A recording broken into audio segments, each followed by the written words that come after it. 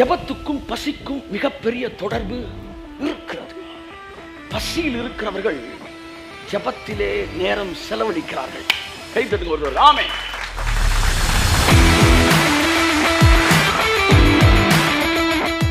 பசி அழகான ஒரு உணர்ச்சி. அது நீங்கள் இன்னும் இளமையாகத்தான் இருக்கிறீர்கள் என்பதை உங்களுக்கு ஞாபகப்படுத்திக் கொண்டே இருக்கிறது.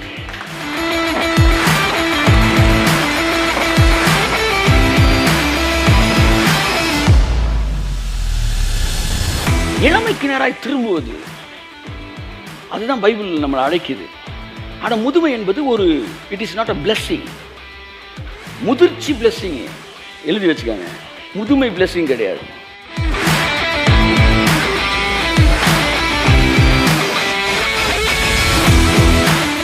ஞான ஒரே வார்த்தை சொன்னாரு, பசியும் நான் தான், உணவும் நான் தான்.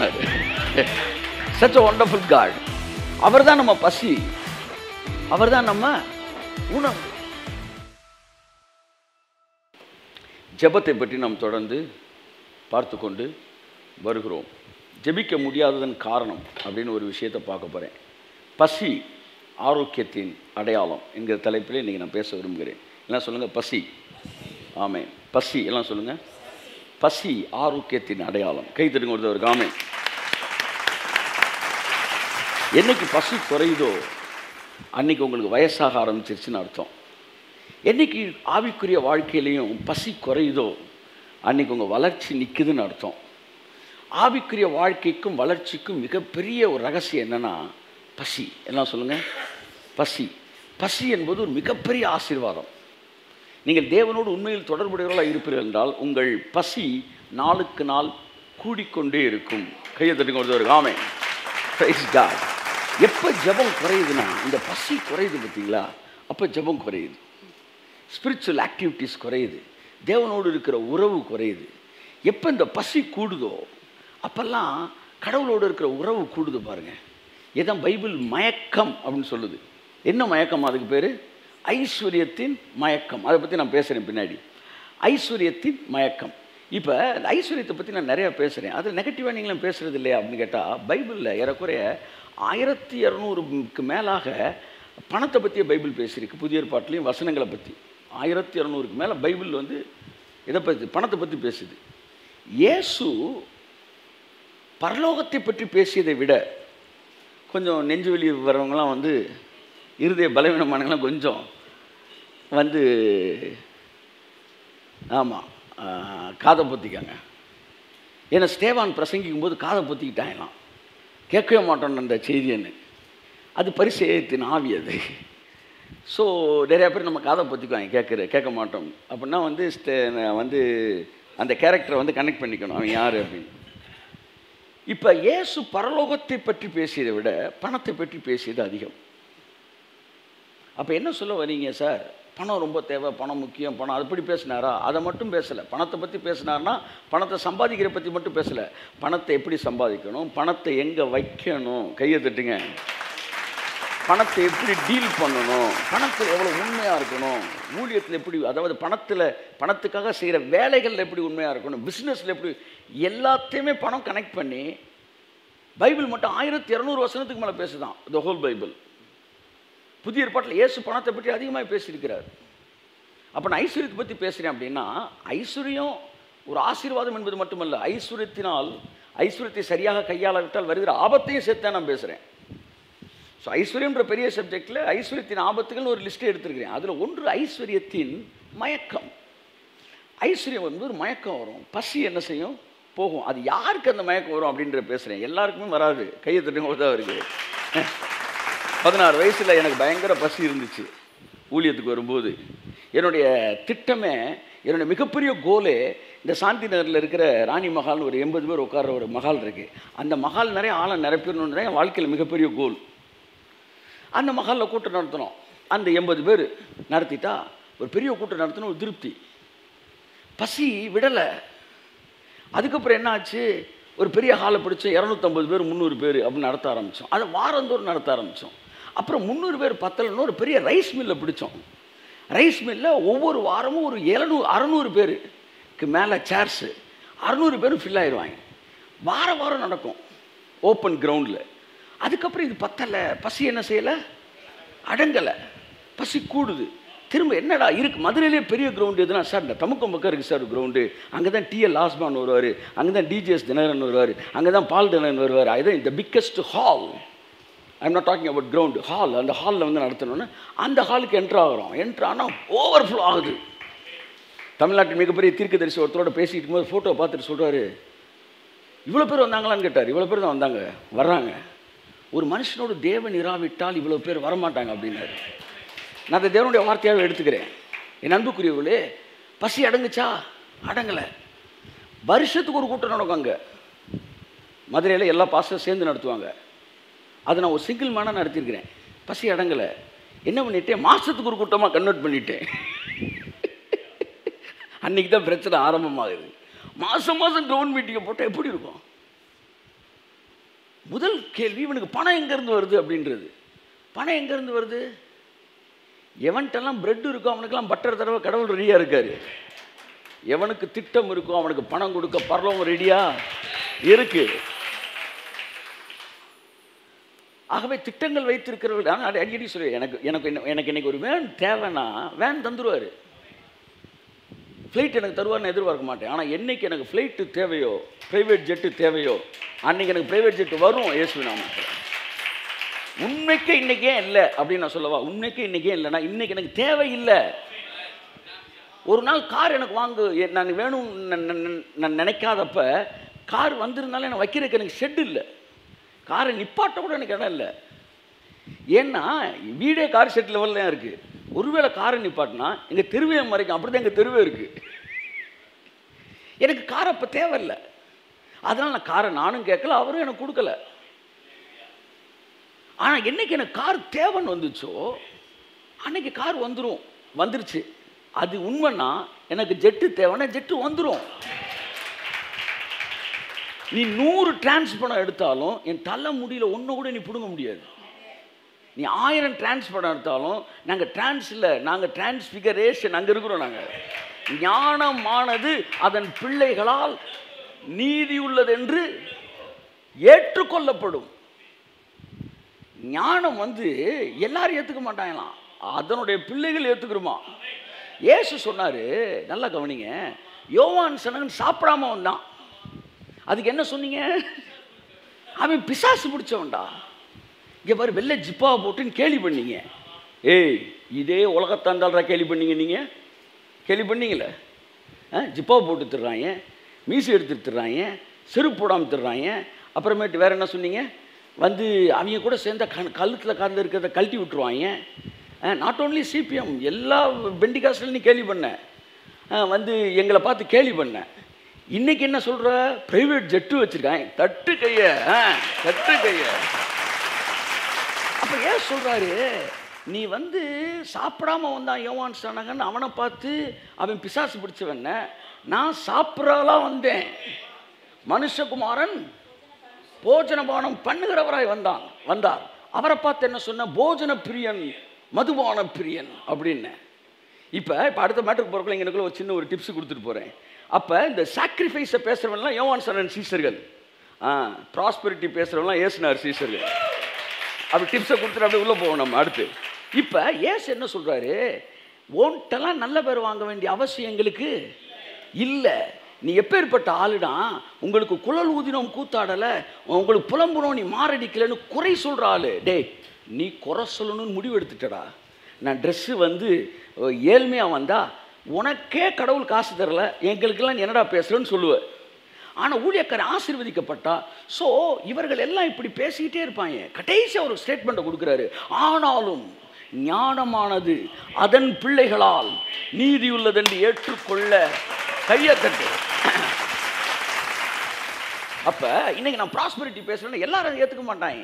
அதன் பிள்ளைகளால் அந்த ஞானம் இருக்குது பார்த்தீங்களா, அந்த ரெவலேஷன், அந்த லைட்டு எல்லாரும் ஏற்றுக்க மாட்டாங்க. நம்ம பிள்ளைன்னு ஒன்று இருக்குது பார்த்தீங்களா, நம்ம பிள்ளைனா யார்? என் பிள்ளைனா யார்? என் சொத்துக்கு அதிபதி. அந்த மாதிரி நான் பேசுகிற அந்த ஆசீர்வாதம் என்கிற சொத்துக்கு அதிபதிகளாக இருக்கிற பிள்ளைகள் அதை ஏற்றுக்கொள்வார்கள். கரங்களை தட்டி கர்த்தருக்கு நன்றி சொல்லுவோமாமே. அப்போ நான் ஏற்றுக்கணும் எனக்கு தோணுது சார். பிரசங்கம்னா என்ன அர்த்தம்னா, இந்த ஆசீர்வாதத்துக்கு நீ பங்காளர்னு அர்த்தம். அப்போ நல்லா கவனிங்க, அந்த ஆசை வந்து அடங்கலை. தமுக்கத்துக்கு போனோம், அரசரடி போனோம், வாரம் நடத்தணும், 3 கூட்டம் நடத்தினோம். 4வது கூட்டத்துக்கு ரொம்ப வெறி ஆயிடுச்சு எனக்கு. ஃபுல் டைட் பண்ணுறாங்க, பீப்புளை டைட் பண்ணி வரவிடாமல் பண்ணுறாங்க. 4வது கூட்டத்தில் க்ரௌட் என்ன செய்யுது? குறையுது. எப்படி இவ்வளோ போல்டாக பேசுகிறீங்க? போல்டாக சொல்கிறேன், குறையுது.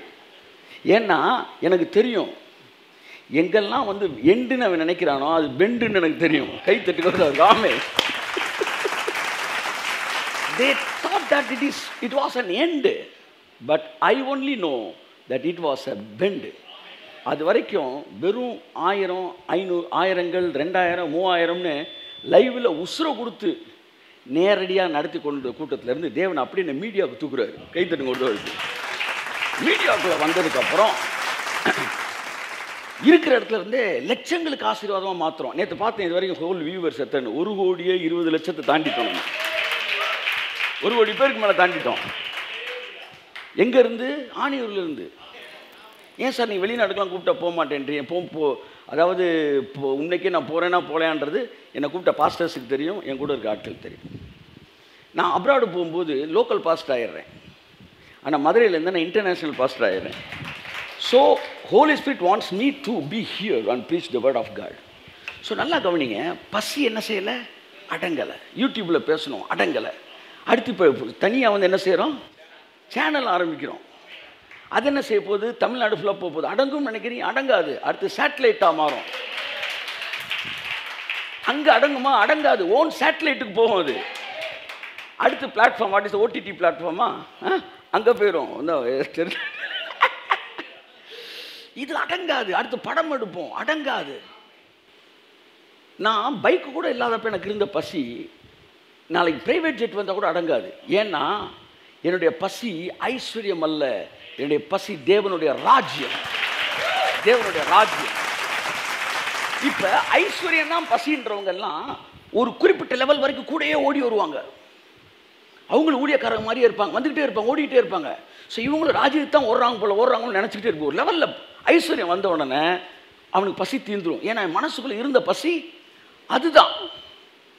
அதெல்லாம் அவங்க நின்றுவாங்க. ஆனால் ராஜ்யம்ன்ற வெறியில் ஓடிட்டு இருக்கான்ல, அவனுக்கு கோடி கோடி கோடி கொட்டுனாலும் அவன் வெறி அடங்கவே அடங்காது.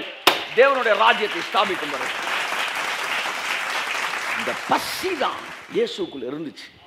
இயேசு கிறிஸ்து நடந்த தூரம் மட்டும் ஆவரேஜாக எடுத்தா ஒரு நாளைக்கு 34 கிலோமீட்டர் நடந்திருக்காராம். 34 கிலோமீட்டர் பெர் டே ஆவரேஜாக அவரோட வாக்கிங் டிஸ்டன்ஸ். அப்போ என்ன வெறி அவருக்கு இருந்திருக்கும் பாருங்க. இரவெல்லாம் ஜெபம் பண்ணாராம். எவ்வளவு பசி இருந்திருக்குன்னு பாருங்க. ஏன் ஆன்மீக வாழ்க்கை வந்து இறங்குது தெரியுமா? பசி எங்கே இறங்குதோ அங்கே ஆன்மீக வாழ்க்கை இறங்குது. ஜெபத்துக்கும் பசிக்கும் மிகப்பெரிய தொடர்பு இருக்கிறது. பசியில் இருக்கிறவர்கள் ஜெபத்திலே நேரம் செலவழிக்கிறார்கள். கைத்தட்டுங்க ஒருவர். ஆமென்.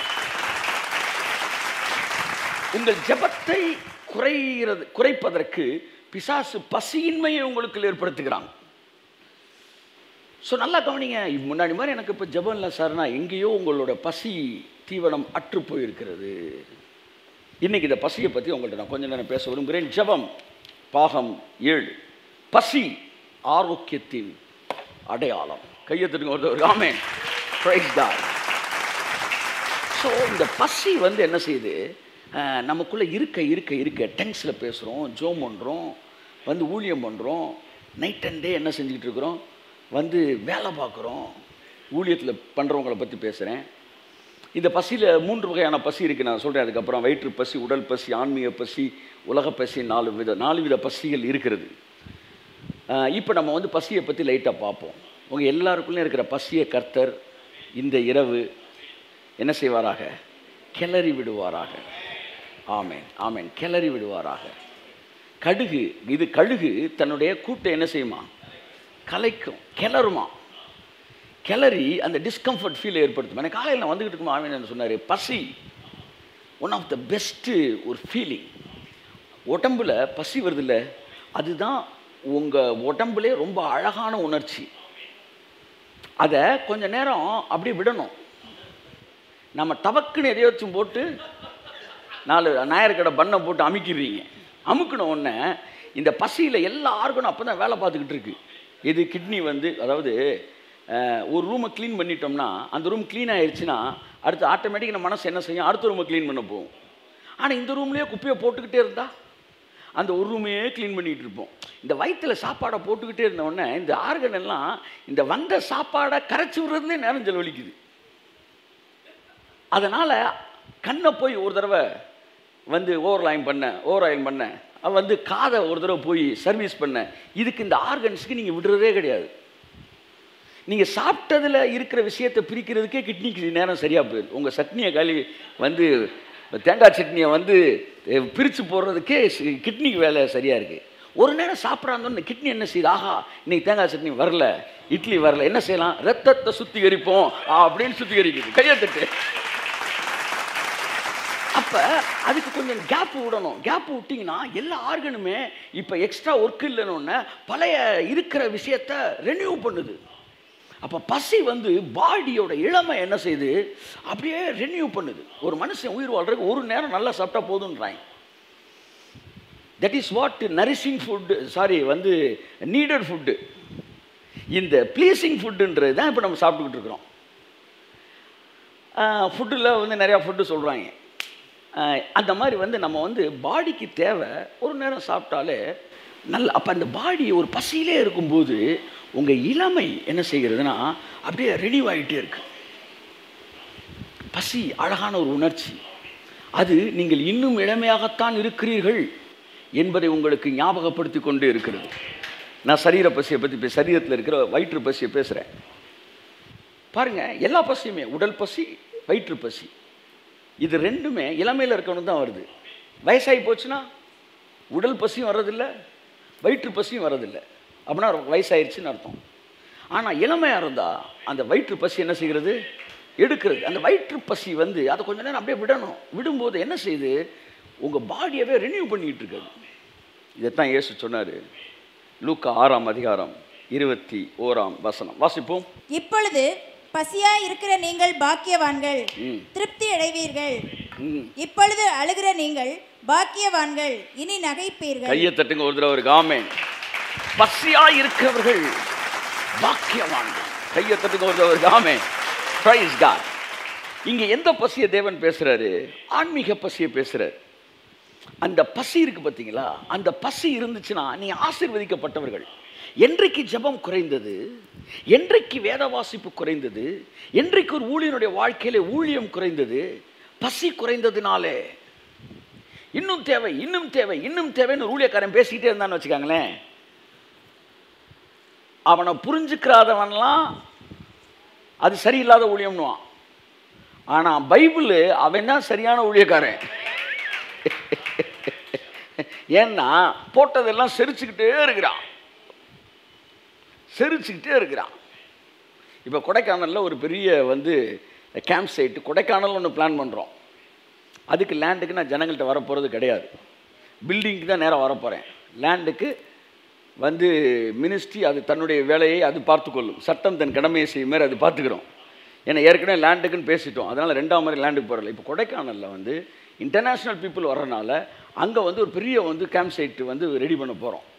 அப்படி ஒரு கேம்ப் சைட் ரெடி ஆயிடுச்சுன்னா கொடைக்கானல் தி பிக்கஸ்ட் ரிசார்ட் அப்படின்னா நம்ம ரிசார்ட்டாக தான் இருக்கும்.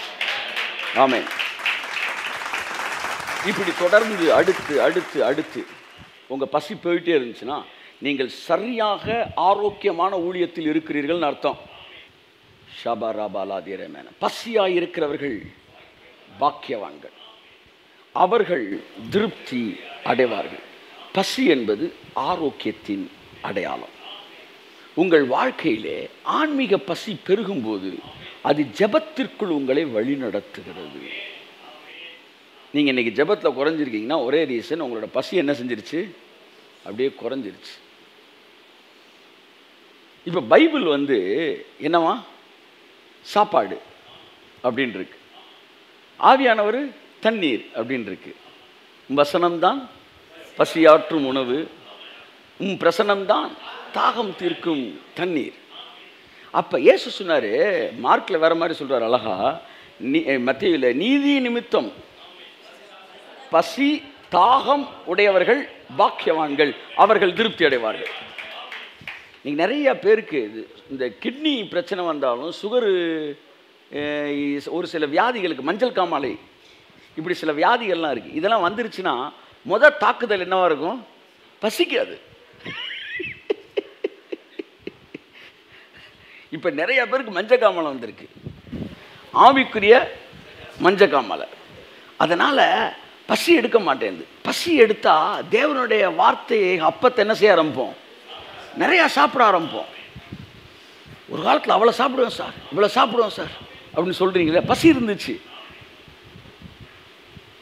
தி பிரசன்ஸ் ஆஃப் காட், அது மேலே ஒரு தாகம் இருந்துச்சு. இந்த மாலை நேர செய்தியின் ஒரே ஒரு நோக்கம், உங்கள் பசி அளவு எப்படி இருக்கிறது என்பதை நீங்கள் புரிந்து கொண்டு, ஆண்டவரே என்னுடைய பசியை அதிகரிக்க கிருபை செய்யும். ஆவியானவர் ஒரே வார்த்தை சொன்னார், பசியும் நான் தான், உணவும் நான் தான். such a wonderful God. அவர் தான் நம்ம பசி, அவர் தான் நம்ம உணவு. அப்போ அந்த பசி, வியாதி வரும்போது பசி நின்றுது. ஆவிக்குரிய வியாதிகளால் தாக்கப்பட்டவர்கள் பசி இல்லாமல் இருக்கிறார்கள். அல்லது ஒரு ஒரு முதிர் வயதுக்குள்ளே வருகிறவர்கள், முதிர் வயதுன்னு சொல்கிறத விட வயசாயிட்டவங்க, அவங்களுக்கும் பசி என்ன செஞ்சிருது? போயிடுமா. வயசாயிருச்சுன்னா பசி போயிடும். ஆவிக்குரிய வாழ்க்கையில் உங்களுக்கு வயசாயிருச்சுன்னா, இல்லை பசி இல்லைன்னா உங்களுக்கு வயசாகி போச்சுன்னு அர்த்தம். அது நீங்கள் அங்கீகரிக்க மனதாக இருந்தால், இல்லை நான் அங்கீகரிக்க முடியாதுன்னா அப்போ பசிக்கு நீங்கள் வரணும். இந்த வாலிபர்கள் தரிசனங்களை காண்பார்கள். பசி எப்போ வரும்னா, எப்போ விஷன் வருதோ அப்போ பசி வந்துடும். வாலிபர்கள் தரிசனங்களை காண்பார்கள். ஆவியானவர் ஒரு நாள் சொன்னார், தரிசனங்களை காண்கிறவர்கள் வாலிபர்களாக இருப்பார்கள் அப்படின்னாரு. 72 வயசு ஊழியக்காரை வச்சு என்ன பேசுறது? ஒரு 200-150 ஊழியக்காரங்களும் ஒரு 50 பேர் 70 வயசுக்கு மேலே, இனிமே எந்திரிச்சு ஊழியம் பண்ணவா அப்படின்னு நினைக்கிறோம்ல. சவுத் ஆப்பிரிக்காவை போங்கே அசைத்த போது அவருக்கு வயது 70க்கு மேலே. கையை தட்டி இருக்கணும். நீங்கள் மோசேக்கெல்லாம் போல, நான் 80க்கு மேலே அவரை கூப்பிட்டது, மோசேட்டே போல, போங்கேக்கு வாங்க. 65 வயசுக்கு மேலே அவர் நிற்கிறாரு. Billions of people, millions of people அவருக்கு முன்னாடி இருக்கிறாங்க. அவர் மேகசினில் எழுதியிருக்கிறாரு, அடுத்து எங்களுடைய நோக்கம் 1 கோடி பேர் ஒரே நேரத்தில் பேசுகிறதை கேட்கக்கூடிய ஒளிபெருக்கிகளை நாங்கள் ரெடி ஆகிட்டு இருக்கிறோன்றாங்க. எப்படி? 1 கோடி, 1 கோடி எப்பே பாத்தியா? ஆமாம், எப்பே 1 கோடி மாதிரி. 1 கோடிக்கு போங்கே சொல்கிறாரு, பிஎஸ் சிஸ்டர் ரெடி பண்ணிட்டு இருக்கிறோம்னு. நம்ம அருணாக்குடிய காணொன்று தேடிட்டு இருக்காங்க. என்ன சார் 65 வயசு மேலே பசி, தட்டே பசி, வெறி, தாகம். That is the sign of healthy body, healthy spiritual life. என்னைக்கு உன் பசி காலி ஆகுதோ அன்னைக்கு நீ ஆவிக்குரிய வாழ்க்கையில் இருந்து விழுந்து ஐஸ்வர்ய மயக்கத்திற்குள்ள நீ இருக்கிறாய் என்பதை புரிந்து கொள். Saturated point. ஆனால் தேவனோடு உறவில் இருக்கிறவர்கள் கோடிகளை பார்த்தாலும் அவர்கள் பசி அடங்காது, அடங்காது. கோடிகளை பார்த்தாலும் அடங்காது. அதை நீங்கள் பண ஆசைன்னு சொல்லிடவே முடியாது. பண ஆசைன்னா பணம் வந்தோன்னு திருப்தி ஆயிடுவா சார். ஆன்மீக வெறி இருக்கிறவர்களுக்கு அடங்காதது. என் அன்புக்குரியவர்களே, உங்கள் வாழ்க்கையில் பசி குறையதுனாலே உங்கள் வயசு முதிர்வாயிருச்சு அப்படின்னு அர்த்தம். அதைத்தான் பிரசங்கி 12ஆம் அதிகாரத்தில் பிரசங்கி எழுதுகிறாரு. The science of becoming old, வயசாகிறதுக்கு என்னென்ன அடையாளம்னு எழுதுறாரு. வாசிங்க 1ஆம் வசனத்திலிருந்து 8 வரைக்கும் வாசிங்க. நீ உன் வாலிப பிரயாயத்திலே உன் சிருஷ்டிகரை நினை. பார்த்தீங்க, எங்க இருக்கணும்? அந்த வாலிப பிரயாயத்தில் சிருஷ்டிகரை நினை. தீங்கு நாட்கள் வராததற்கு முன்னும் எனக்கு பிரியமல்லாதவைகள் என்று நீ சொல்லும் வருஷங்கள் சேராததற்கு முன்னும் சூரியனும் வெளிச்சமும் சந்திரனும் நட்சத்திரங்களும் அந்தகாரப்படாததற்கு முன்னும். அந்த வயசாகிறதுக்கான சயின்ஸை வந்து ஒரு மாதிரி கோடு வேர்டில் எழுதிக்கிட்டே வராரு. நான் சில முறை நான் உங்களுக்கு சொல்லியிருக்கிறேன், இருந்தாலும் மறுபடியும் ஞாபகப்படுத்துகிறேன். எனக்கே அது சில நேரம் மறக்குது, ஞாபகப்படுத்துகிறேன். சூரியனும் அதை வயசான என்னென்ன நடக்கும்னு எழுதுறாரு.